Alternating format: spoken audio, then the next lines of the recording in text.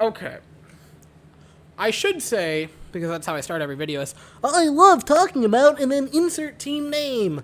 Astros, Rangers, or the Jets. But can I honestly look at anyone right now and say, I love talking about the Jets? I really can't. Because the more things change, the more they stay the same. Depending on how you want to look at it, I am either the most optimistic, hopeful, and positive person on the planet, or a complete and utter idiot. Because this year, again, going into the season, I should have known it wasn't going to be great, right? Knew everything. New coordinators, coaches, players. Everything changed. Everything's new. And so I should have taken that and been like, yeah, it's probably going to be another pretty bad season, another terrible year. But instead, I'm like, oh, yuck, time to go win some games. But then that neat little thing called reality hits you in the face and goes, guess what? You don't get to enjoy things. I really thought it would take more than 2 weeks to completely lose hope for the season. But these 2 games have just been gut-wrenching. They really have. And, at least with week 1, you could hang your hat on a great second half of football. First half, the Jets looked completely flat, but in the second half, they looked really good, actually. They looked super competent and genuinely entertaining. And you're like, oh, well, maybe that'll carry into the next game. But then today happens. Nothing looked good. Starters to bench warmers, top to bottom, at least on the offensive side, was completely terrible. The defense wasn't good by any means, by the way. I want to emphasize this. The defense was bad, but at least they showed a little bit of passion. I want you to go rewatch offensive drives. Rewatch the entirety of the offense. No one cared. There was such little excitement or even... they didn't even show that they cared. The only person on the offense, the only one that I saw that actually had passion and seemed like he gave a damn, was Braxton Berrios. That was it. I really can't say it enough. Braxton Berrios didn't have a crazy good statistical day, but he left everything he had of himself on the field. He was passionate. He was flying. He was in the Patriots' face. He was not letting them get away with stuff, and when the game finally ended, he was rushing to get up to the line to try to get a playoff. When the rest of the offense was just kind of lumbering along, he was darting up there like, come on, we can get one more play in, come on, guys.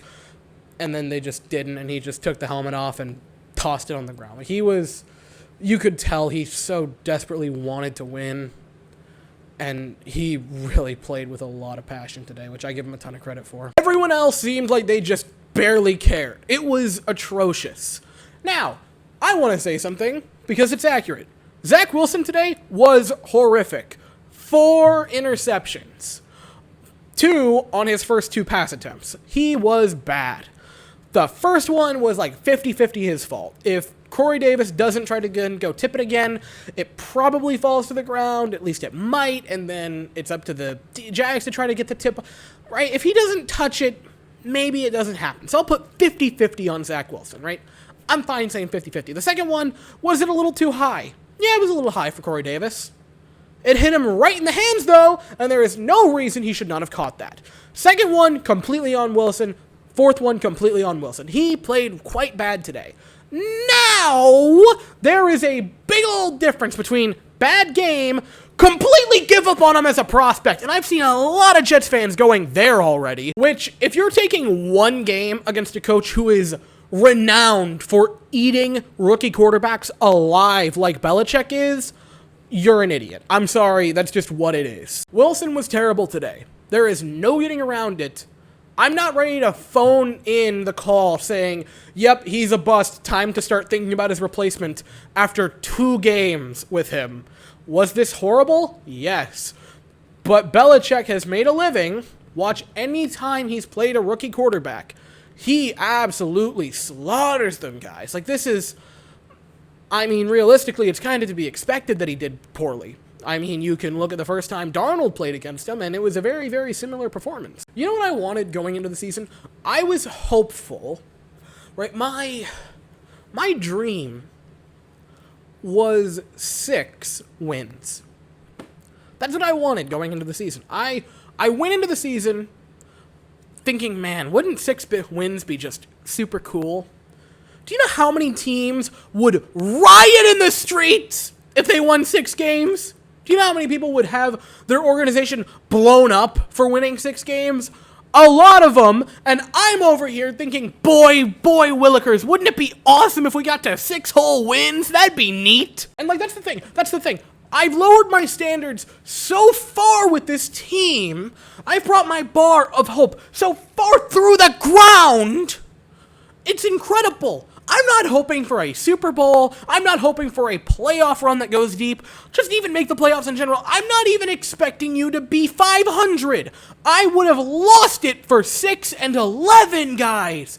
Do you know how far down I have to set the bar to get there? And you guys seemingly aren't even gonna be near it. You're gonna be the kid that tries to high-five the ceiling and, like, gets maybe 4 inches off the ground. He's just swinging at air like, I almost got it. But everyone watching is like, yeah, but you almost got it. But in reality, they know even if you somehow got like an extra 5 feet off the ground, you still wouldn't even be in the realm of reaching it. The worst. I just want to go out in public, right, with Jets fans. We don't even get made fun of anymore. When I go in public, no one's like, the Jets, you're pretty terrible. I get people that apologize to me. They're not Jets fans. They're just random bystanders that see me in a Jets shirt or a hat or a jersey, and they're like, oh, but I'm sorry. Like, they're paying condolences to me.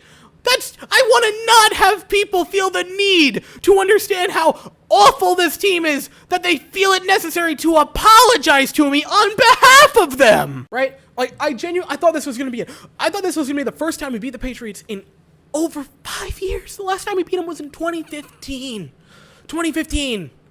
Do you know how long back in memory that is? Brandon Marshall was a Pro Bowler. Peyton Manning was still in the league. Harambe was still in the zoo. Like, it's been so far back in time to when we beat the Patriots. It's almost laughable. It's unbelievable. It's unreal how long ago. The Patriots were the reigning champs from the they should have ran the ball Super Bowl. That's how far back we gotta travel. And what's funny, today was awful. It was a terrible loss. It's like the 4th worst loss against the Patriots in MetLife in the past 5 years. Not the worst loss against the Patriots at home in franchise history. Not in the 21st century. Not in the past full decade. In the past 5 years. Because number 1 has got to be the Seeing Ghost game. Number 2 is probably either the Fitzpatrick game that you could say, where he threw like 3 picks and Bowles kept switching between Fitzpatrick and Petty. Number 3, as most like awful loss, has to be the Severian Jenkins one. Like, whichever one isn't 2 is 3. You know, the Austin Severian Jenkins touchdown where he scored a touchdown and the league was like, yeah, but I mean, he lost the ball, but he held the ball all the way to the ground. Yeah, but he juggled it. And then what's funny is I actually went to the restroom when that happened. Like, they scored and I really had to pee. And so as soon as they scored, I went to the restroom. I came back. It was Patriot ball. We didn't have the points, and they had it. And then maybe this one. But you really could argue that the weird game last year with Joe Flacco starting and just Gase being on the roster, you could debate that. But I'm going to be really nice and say that this is there. But there were so many other terrible Patriot losses against them this decade in MetLife. I mean, the list goes on. If you extend it to the whole decade, it's probably like 7th. Because we all know what number 1 this decade would be. It's the butt fumble. It's the butt fumble. And then there was a play today where I think it was our running back, like, ran into one of our offensive linemen's butt and then fell to the ground because we can't escape butts for some reason. And, like, this wouldn't hurt. This wouldn't be bad if I just went into the game expecting a loss. But I bit into it. I went into today with just so much hope. I really, truly, with every part of me thought, we're going to win today. Right? I woke up and I'm like, you know what? It's going to be an upset. The Jets are going to win this football game. I really did. And that's what sucks the most about it. Right? Friday evening, because I so badly wanted to go to this game. Friday evening, I was just sitting right here. I have the chair out of the way so I can stand. I was sitting here. I had plane tickets and I had game tickets in my cart, just finger over the purchase button. And I'm just like, God, I want to go to that game so bad. Just fly up Sunday morning this morning, leave this evening, just go watch the game and fly back home. I wanted to so badly, right? Because I'm like, this is going to be one of the best games, It's going to be Wilson making his home debut. It's going to be Saleh making his home debut. It's against the Patriots. It's the first Jets home game in over a year and a half. Like, that place is going to be electric. And it was, until the Jets completely laid just the egg of eggs, the coup de grace of Jets failures. And just, you sell out the stadium, you pack the house. Inside and out. You could look at the parking lot, right? Gotham City crew on Instagram. Like, packed inside and out. And you reward them with that. That's how you repay the team. That's how you repay the fans with this abomination of a game. Defense was fine. Defense was okay. Defensive line did pretty good. They were happy. I was pleased with that. Play the Broncos next Sunday, 4:05. Play them second time slot. Broncos look competent. They've won both of their games. At least they were beating Jacksonville pretty heavily the last time I looked at the score. I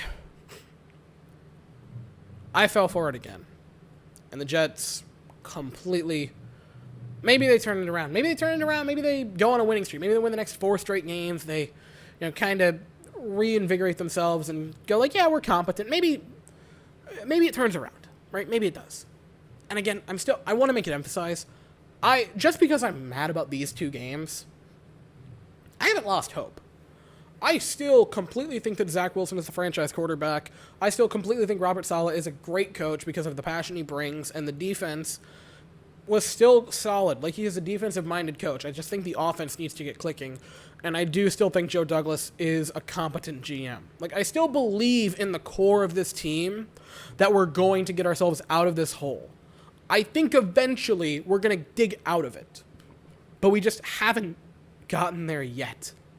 But I really do think we're going to get out of it eventually. I just really hope the eventually isn't 20 years down the line. I'm hoping the eventually is, next year or the year after. But boy, oh boy, was today just a humbling, deflating game.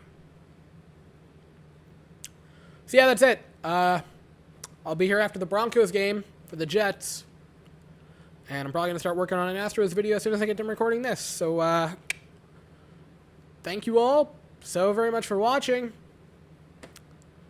I hope you all have an absolutely fantastic day. And as always, go Jets.